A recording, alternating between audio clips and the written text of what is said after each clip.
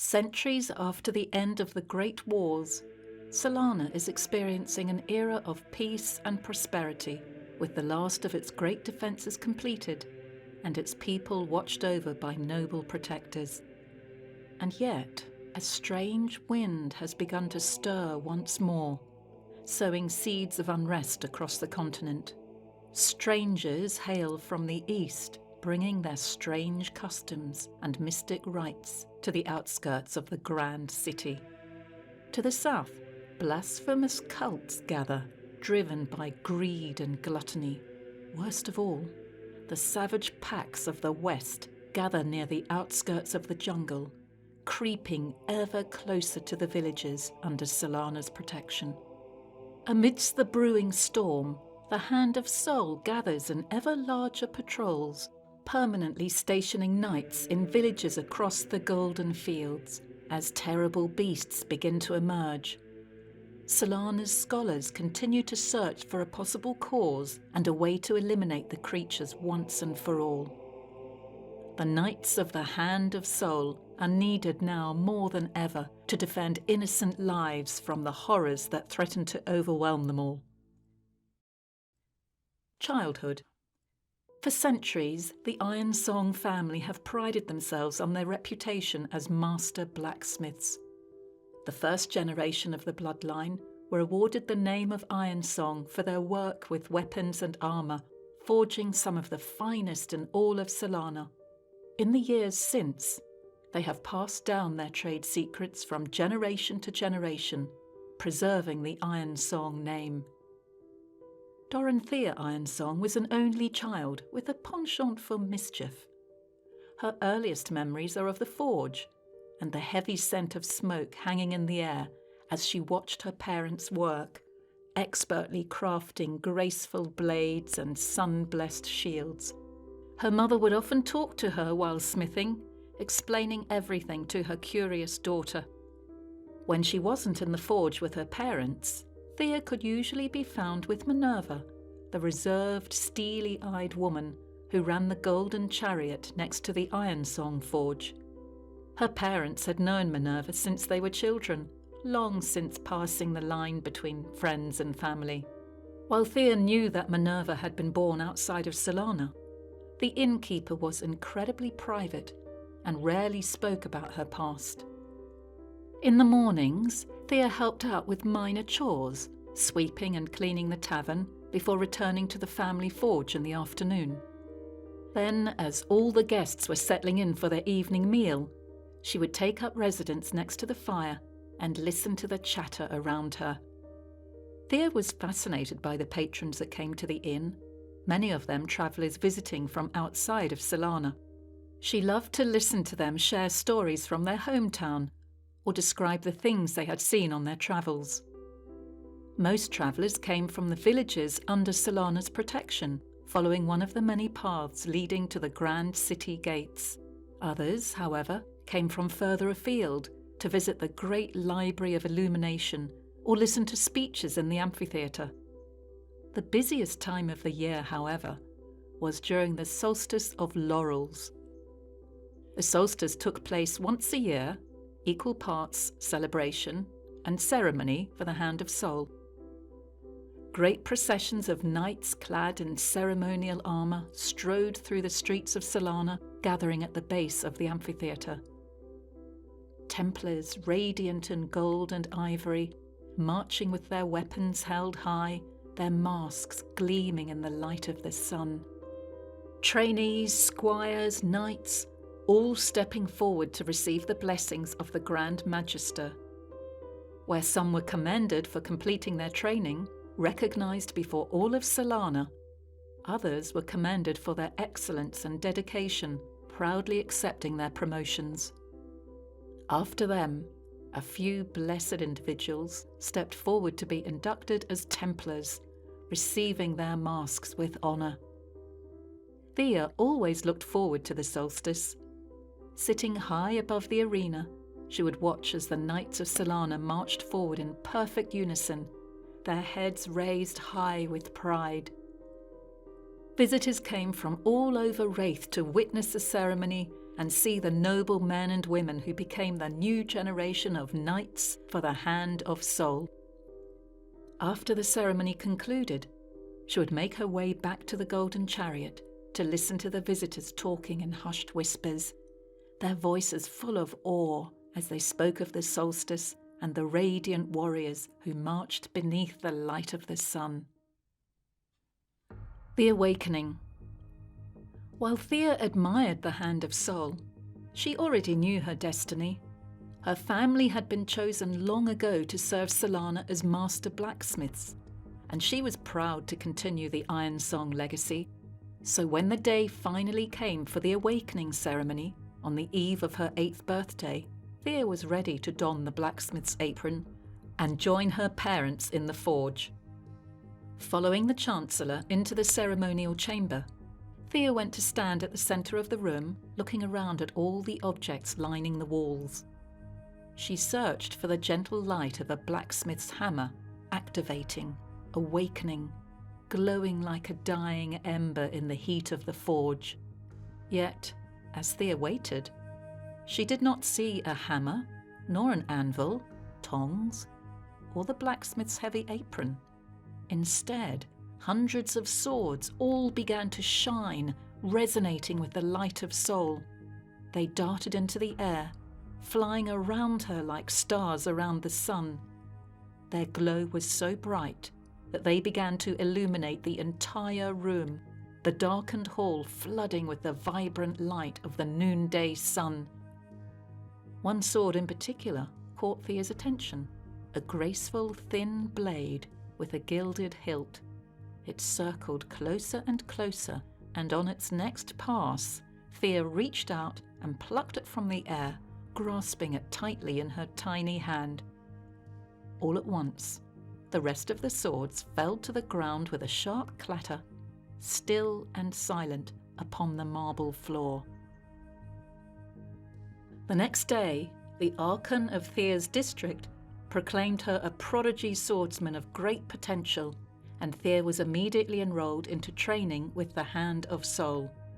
Even as her parents rejoiced, honoured that Sol would choose their daughter to be a knight, Minerva only watched Thea quietly, something unreadable lingering in her shrewd gaze. Genesis. Thea's training began with simple classes taught by scholars from the Light of Sol. Their lessons covered everything from the history of Solana to the lands beyond the city walls to the many creatures of Wraith. As their training progressed, this grew to include theory relevant to their training, such as the structure of different weapons and armour, how to identify their opponent's weaknesses, and how to play to their own strengths. Thea quickly made friends with 2 of her fellow trainees. Valeria, short and stubborn, was determined to live up to her family legacy and spoke of her desire to one day become a Templar. Felix was a dark-haired, light-hearted, enthusiastic young boy, excited about their training and filled with gratitude to Sol for giving him the chance to become a knight. The trio were inseparable, spending almost every waking hour in each other's company. Every day, Thea rose from her warm bed above the family forge and travelled to the outer walls to begin training.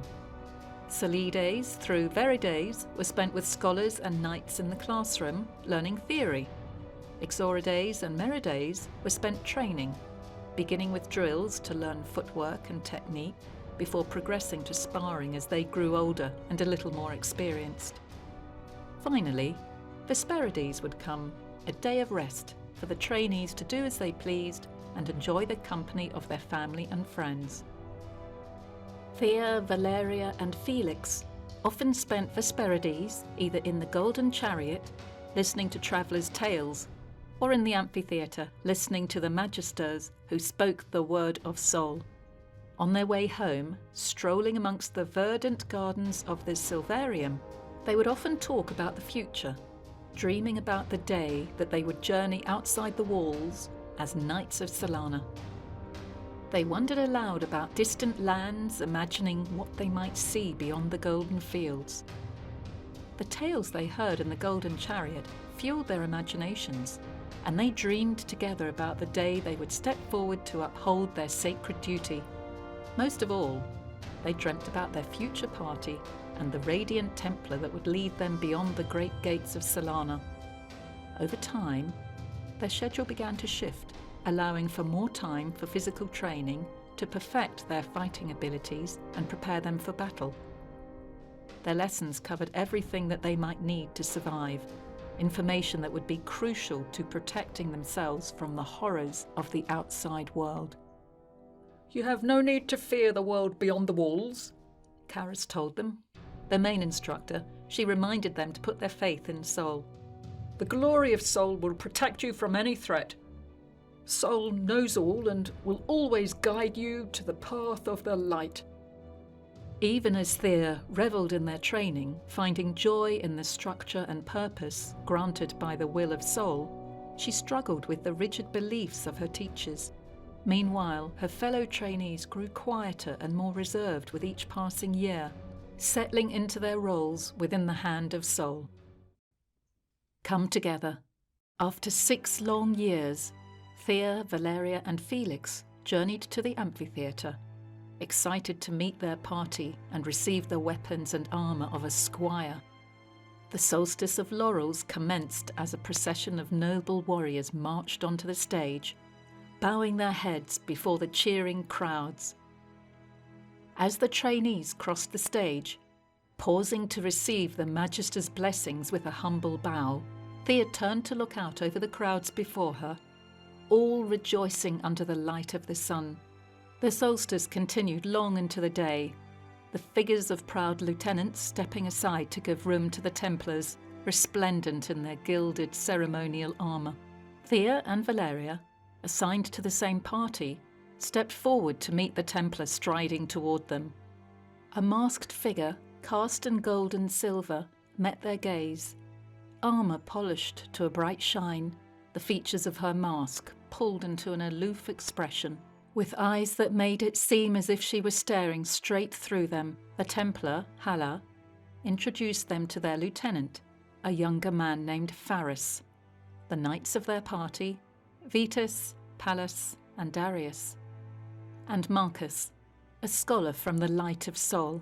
The party left Solana the following day and ventured out into the villages, patrolling and offering help to those in need, repairing damaged buildings, tracking down lost livestock, bolstering defences, digging wells, building fences, hunting wild beasts, tracking and exterminating groups of bandits, anything that the villagers needed. Marcus, as a senior scholar, helped to heal the sick and injured and gave speeches about Sol and the blessings of the light. They roamed the plains beyond Solana, staying in villages for weeks, sometimes months at a time. By day, they worked tirelessly to help their neighbours, and by night, sat by the local inn's fire to hear stories from grateful villagers. On their travels, the party often told stories to pass the time, sharing their own experiences or stories from Solana's history. Thea's memories of her time as a squire were often fond recollections of these moments spent laughing and chatting under the light of the sun.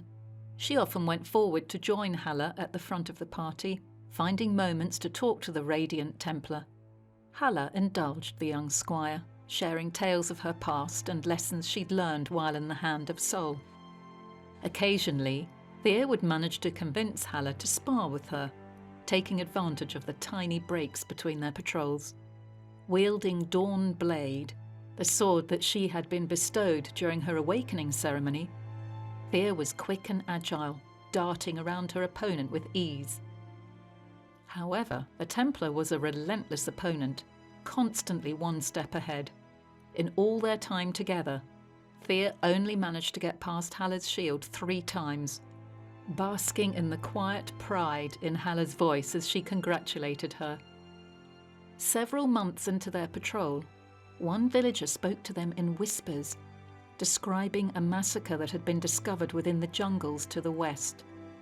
They described a party of knights that lay strewn across the earth, armour torn open, blood coating the ground in a layer of muddied crimson. The tale was not unusual, in and of itself. The savage lands were known for their dangers, and occasionally a party was caught off guard by the beasts that lurk within. However, rumours began to spread of horrific beasts emerging from the jungles, charging along the outermost reaches of the savage lands in a mindless frenzy.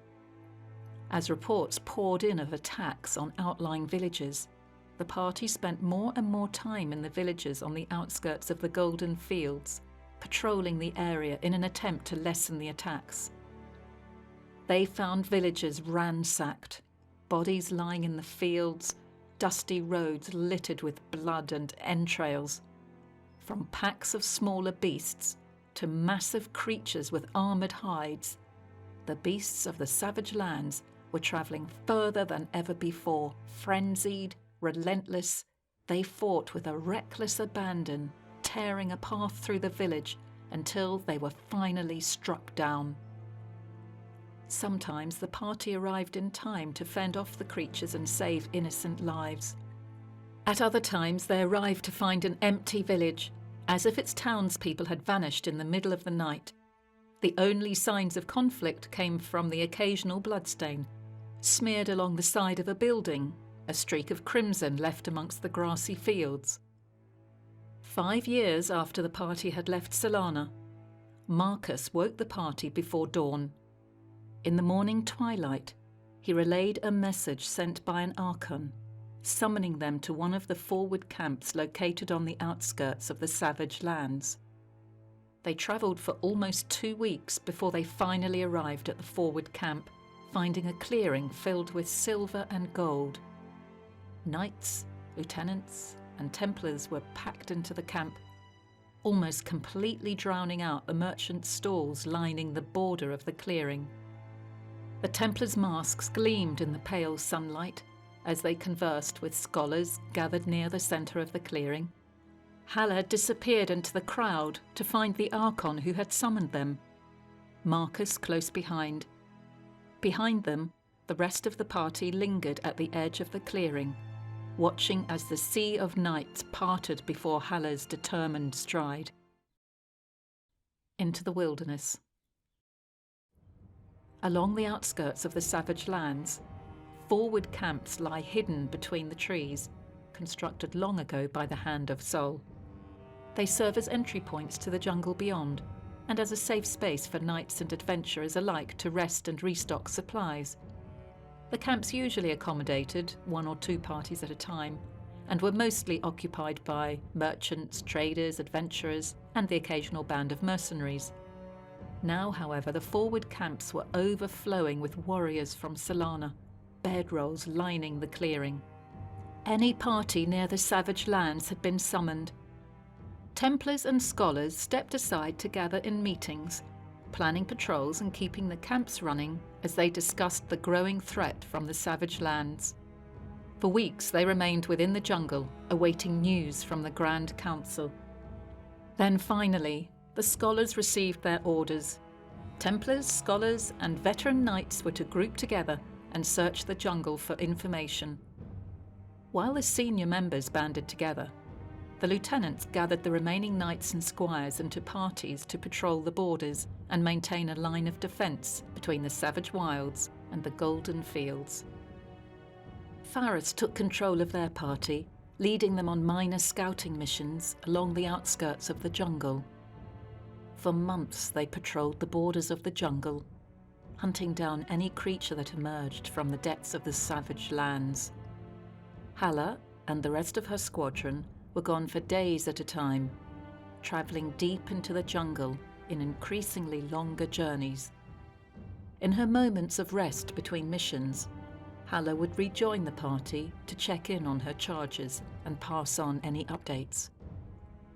Between all of the travel, meetings and planning, Haller would occasionally find a spare moment to spar with Fear between the trees. A tiny respite from the quiet frenzy of the forward camps. The Road of Trials. One day, Fear's party was returning from patrol when they caught a glimpse of smoke between the trees. When the camp finally came into view, the sight was blood-curdling. Scraps of torn fabric were strewn across the camp, littering the dirt with white, red, and gold. One of the tents was on fire, billowing black smoke, while another hung limply from the branches of a nearby tree. Blood was smeared into the dirt, a dark crimson stain against the dusty earth. A single corpse lay out in the open, head torn from its shoulders. The merchants, mercenaries, and warriors that had been in the clearing hours prior were nowhere to be found, only a single fragment of dented metal left behind to mark their presence. After several minutes of silence, Faris relayed their orders from a nearby scholar. Secure the camp, guard the remaining supplies, and wait for the parties to return. Thea tried to convince Faris to go after the missing people, that they could be out there somewhere, still alive, dying in slow, silent agony as they waited for someone to come for them. However, it didn't work. Quietly, gently, Faris repeated their orders, reminding her that Sol knew best. Thea was certain that there had to be a mistake. She had seen firsthand the brutality and savagery that the creatures of the savage lands were capable of. Surely Sol, a being of wisdom and mercy, wouldn't tell them to leave innocent people to their fate, torn apart by vicious beasts, disemboweled and left to slowly bleed to death. For a while, Thea continued to help her party clean up the camp and secure what was left, but by sundown, she had made up her mind. As the sun began to set, and those present were working to secure the camp, Thea took her chance. She stole several weapons from the stockpile and disappeared into the shadows.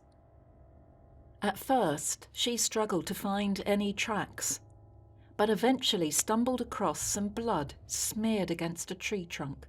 Thea followed the tracks for several hours, stopping every so often to gather her bearings and find the next part of the trail. Then at last, Thea found her missing people. 4 brutes lay within the clearing, while a 5th sat watch near the captives, its head bowed in sleep.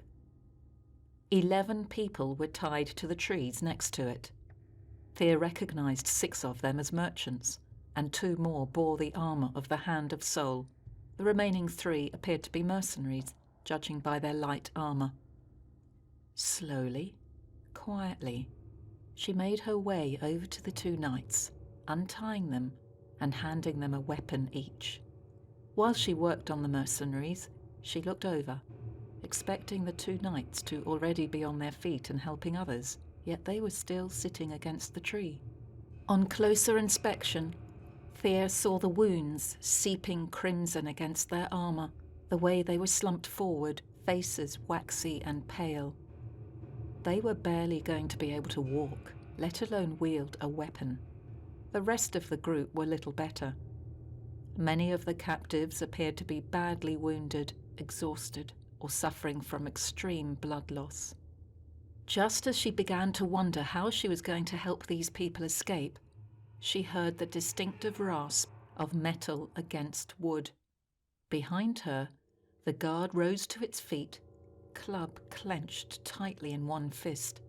Thea drew her blade, already moving in an attempt to silence it before it could alert the rest of the pack. But it was too late. With a bellowing roar, it roused the other brutes from their slumber. As the pack lurched to their feet, Thea noticed one of the warriors out of the corner of her eye, struggling to rise, leaning heavily on the tree as he straightened. Raising Dawnblade before her, Thea placed herself between the pack of brutes and the camp survivors. She was preparing herself for battle, when she noticed a faint flash of light between the trees, recognizing the metallic shine of silver armor. Halla and the rest of her party burst into the clearing, the Templar holding her shield out before her as she charged the brutes, brandishing her sword, shining with the light of Marcus's magic. Within seconds, the group was under attack, and the sounds of fierce battle filled the clearing. The party began to make some headway as one of the brutes ran into the jungle badly injured. For a moment, it almost seemed as if they could all make it out okay. Yet, before they could defeat the remaining brutes, before they could help any of the captives to their feet, before they could even try to get anybody back to camp, a great bellow echoed throughout the clearing. 9 more brutes emerged from the line of trees, one of them towering high above the others, skin grey and craggy, eyes dark as it charged towards them. They were outnumbered, overpowered, and outmatched. The party had no choice but to flee. As Haller sounded a retreat, charging at the brutes to give the rest of the party enough time to flee, Thea started forward to help the captives struggling to their feet. Then Marcus appeared before her. Blocking her path, he pulled her away, dragging her out of the clearing and forcing her to run toward the camp. As they dashed through the trees, the air was filled with the sound of pained screams echoing from all those they had left behind. When the morning came, the sun rising to flood the forward camp with light, only 3 members of the party had emerged into the campsite. Marcus and Thea arrived first, supporting Haller between them, grey-faced from blood loss, her head hanging limply from her shoulders. While, with some difficulty, Thea had been forced to leave the others behind, she had refused to return to camp without Haller. The pair found her on the brink of death, badly injured from her battle with the brutes. Even as the scholars rushed to lie her down on a bedroll, calling light to their fingertips, her breathing grew shallower, her wounds still seeping blood.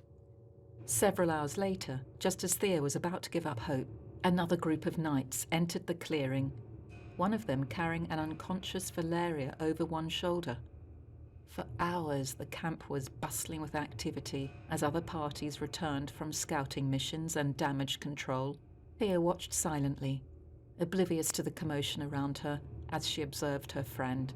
As Valeria finally began to stir, Thea felt a flood of relief wash over her, rising from her bedroll to make her way over to her friend. Yet when Valeria glanced in her direction, her expression shattered, and Thea watched as she turned her face away, a burning anger in her eyes. Return to the fold. In the years since leaving Solana, Thea had imagined their return to the city more than once, the party marching through the gates, welcomed by their people, pleased to return to their home. Yet at the age of 19, Thea found the reality to be much different. Their quiet procession through the Fates was sombre, the walls pale in the light of dawn as they passed through the city streets. Valeria marched ahead of her, carrying Vetus's shield on one arm, completely silent. Haller sat atop a dark mare, her face still pale, clutching her side with one arm as Thea slowly led her horse forward. Thea could feel Marcus's gaze upon her back, and she wondered idly if Sol was watching her as well, looking on in disapproval. After handing in her armour, Thea made her way back to the smithing district. As she walked down the main street, gaze fixed on the outline of Minerva's tavern, she began to slow, coming to a halt in front of her childhood home. Through the open doors, she could see the forge burning brightly, smoke wafting out into the gentle breeze, as her parents rushed toward her with open arms. She spent several hours with her parents, answering all their questions with a growing sense of exhaustion. Finally, she found an opportunity to slip away to the golden chariot. Redemption. For months she waited, helping to serve customers in the tavern, working in the forge, and travelling to the outer walls for sparring sessions. The solstice came and passed, and while her fellow squires were inducted into the Hand of Sol as full knights, Thea remained on the outskirts of the ceremony with the other Solanians. For a time it almost seemed as if she would never don her armour again, and she wondered what happened to those who failed to fulfil their chosen role. And then she received a summons from Halla. The Templar stood tall, radiant in the centre of the antechamber. Her shining armour hid any possible signs of what had happened, and Thea struggled to tell if Halla was fully healed or if she had suffered any lasting injuries or scars. Thea struggled to meet her gaze, head bowed as she murmured her greetings. For several moments, silence filled the room, until finally she looked up. Halla's impassive mask stared back at her, even as she gently placed a hand on Thea's shoulder. "Are you ready to prove yourself?" Rite of Passage. Once a year, the Kingdom of Solana holds the Solstice of Laurels, a celebration of the Hand of Sol. Templars, resplendent in their ceremonial armour, lead great processions of knights through the city streets, gathering at the base of the amphitheatre. Then at noon, the ceremony would finally begin.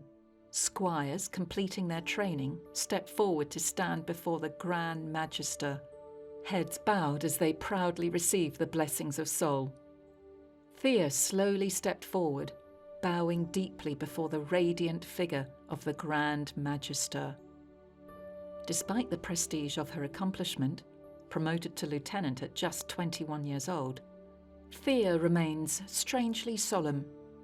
She cannot forget the events that have led to this moment, or the people that she has lost along the way. With her mistakes weighing heavily upon her shoulders, Thea is determined to do better and become an exemplary lieutenant worthy of her position. Before the people of Solana, Thea makes a promise to herself. She will learn from her past, follow the will of Sol, and honour her people. "In the name of Sol, I swear that I shall serve Solana to the best of my ability until death relieves me of this sacred duty. I swear that I will protect Solana and all those who live within its walls." Her voice rang out, cutting through the hushed quiet of the crowds watching over her. "By the blessed light I shall carry out this oath, and never shall I knowingly nor willingly violate this, my solemn oath and obligation as a lieutenant of Solana, the outstretched hand of Sol. By the glory of Sol's light, in Sol's name, so shall it be."